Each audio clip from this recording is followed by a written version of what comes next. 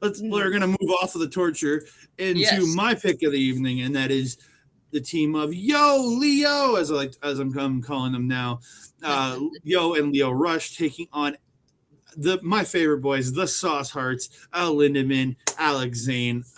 A great match. There's a great opening spot where Zayne actually and Leo working like wrestling, and just the movements between the two off the start, with Zayne ending like coming off the ropes and getting a double knee off the ropes, and then hitting the running corkscrew senton. Absolutely great opening sequence from these two. A great way to really push the athleticism for both men. Leo, some of the great stuff he's doing. Gets a suicide dive onto Lindaman on the outside. He comes out like a flipping rocket, man. Like the dude is he looks so crisp doing them. It just, like we talk about Maya Iwatani, how hers are so wild and crazy as she comes through.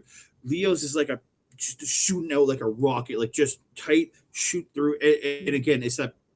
But again, it makes sense for him having come out like a rocket. Maya's has to look wild, or it would look weird for her. You know what I mean? But that rocket style coming out looks really good for him, and just absolutely phenomenal from all these teams. Lindaman getting the judo throw, and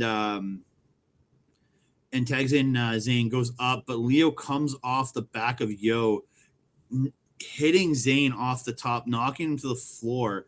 But and then Lindaman, absolutely coming off the back of Yo to knock him off. It looked absolutely phenomenal. But just all these guys, just the crazy athleticism in this match was just awesome. But in the end, Lindaman hit a backdrop driver onto Yo, and they hit the German and jackknife, but only get a 2 on Yo. Yo kicks out, but he gets Yo gets the European clutch on Alex Zayne and pick up the win, like out of nowhere. Like that European clutch came out of nowhere to get the win, and slightly disappointing because I'm a big fan of my Sauce Hearts, but Leo keeping themselves alive in this tournament, keeping themselves within like spitting distance of getting that second place. An absolutely phenomenal match, man. Just everything from all these guys. The power from Lindaman coming out of that little, like his size is awesome. The crazy athleticism from a guy as big as Zayne is absolutely phenomenal. Just great match. 100%.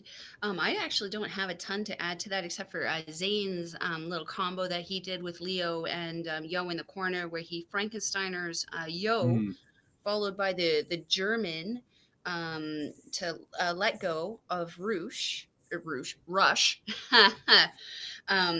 Then Yo got followed up by a German also onto Rush, where he just flipped him right over to a splash. Lindaman?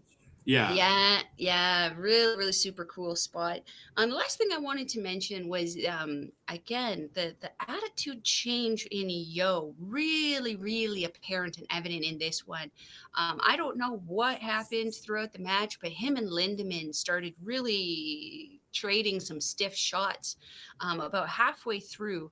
I did notice that professionally speaking, they held it together until the end of that match, but after that bell rung, definite tension and intensity still kind of lingering, especially again between Yo and Lindaman. Definitely set up something to see in a one-on-one potentially, though I don't think that one-on-one Yo is quite ready for the smoke that Lindaman would be ready to give him. But otherwise, I agree with you. This match, again, huge. This show, I struggled to pick a favorite match in this, because every single match, even the House of Torture one, really amazing and enjoyable. Yeah, absolutely phenomenal. Like I've been talking the praises of Alex Zayne and Lindaman in this entire tournament. They have been the biggest surprise for me this tournament. Again, I became a huge fan of Alex Zayne earlier this year, really getting exposed to him with Super Juniors and only seeing him in a few matches here and there from GCW. And I've become a huge fan of this man. I'm a huge fan of Lindaman because of Super Juniors and this tournament. And then Leo have just been an awesome tag team, just really rolling together, I find. Yeah. Working very well together. I agree. Yeah. And then you got Mel's pick of the main event, and that is the team of Catch-22, Francesco, Akira, and TJP from the United Empire taking on Suzuki Guns, Douki, and Yoshinobu Kanemaru. Mel, take it away. And you have to obviously know exactly why I picked this match, and that was because of that finish. So let's get into this. The start of this match, TJP and Kanemaru having a fantastic start to this match. The veterans, arguably the more senior guys of the team, kind of getting into it, setting up the pace for the rest of this match. Also want to just point out and shout out Douki. It looks to be in the best shape I've seen him in since rejoining NJPW. His arms are insane looking right now. Just gotta kudos to that. I don't know what the submission is named. You're better at the names with this than I am. It's the one that TJP does where he starts off with the looks like he's going to do the sharpshooter, rolls them over. Yeah, breaks on the knee a few times before going into the bridge. I love that finish. I believe Kev Von Hees here does a variation of it. She just does a sharpshooter that like a arc back sharpshooter. Into the bridge. This is the actual Muda lock, which is actually the great Mudas cross them at the ankle and then go back and pull on the neck. Yeah, that is the actual very Muda fun lock. Submission. I absolutely love it. And the way TJP pulls it off too, it's just so smooth. The way he just flows into it. It's almost Zack Sabre Jr. level good of a transition there. I absolutely love it. Let's see here. Kanemaru, when he finally gets back into the ring for the second time, this is after Douki's been getting a little wrecked throughout the middle part of the match. Kanemaru comes in vicious. Absolutely savage. I love seeing Kanemaru get to this level because you know that the level of intensity of the match is going to go up even more. And we definitely saw that. The swinging DDT. I didn't write down who did that. I want to say it was Kanemaru. It was absolutely perfect. I feel it was Kanemaru on TJP that I saw. It was when I'm Kanemaru looking at my notes. I can't in. remember. I can't remember where that was. I have a bunch of notes for this match. I gotta shout it out. The Douki Chokey, Andre. We got the Douki Chokey. Not once, but twice. And it was great. I absolutely loved it. I love saying it. Love pulling it out. I'm just gonna flat out say it's an incredible move. That's an incredible move. Yes, it is. If it was incredible,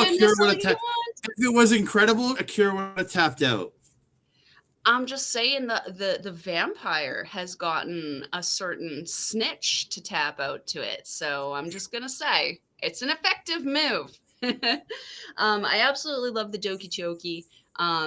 It was such a fun move. Kanemaru, though, being very, very smart, pulling red shoes into the way to break up a move there. I believe it was Akira who ended up running into red shoes, taking him out.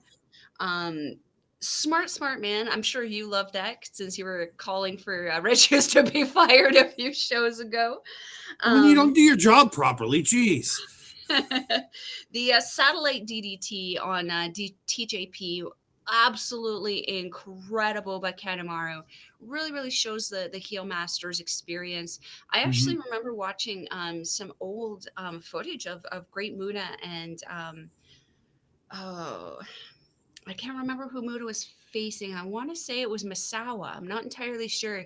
But I saw a very young Kanemaru as a young lion in Marufuji's corner. And it was just, he looks exactly the same. The man hasn't aged. It's absolutely incredible. At the end, though, we had a suplex de la Luna done by Douki onto Akira for the pin. This match was from start to finish for me, just high impact, high speed. It was exactly what if I'm comparing it to Stardom, what I expect out of anything involving Azumi, Kugoma, Starlight Kid, or even, what was the last one? Hanan. just some kind of high speed, high intensity match. That was what it was comparable to for the girls. Andre, what do you feel about this one? Absolutely phenomenal match. Like these guys, like both. Like I'm a huge fan of Catch 22.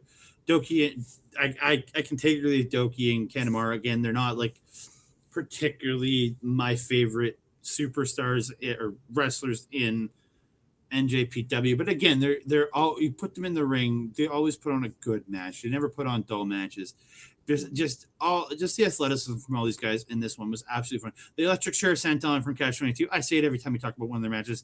I love that electric chair senton, like just tossing Akira off his shoulders. But again, it's just it looks effective.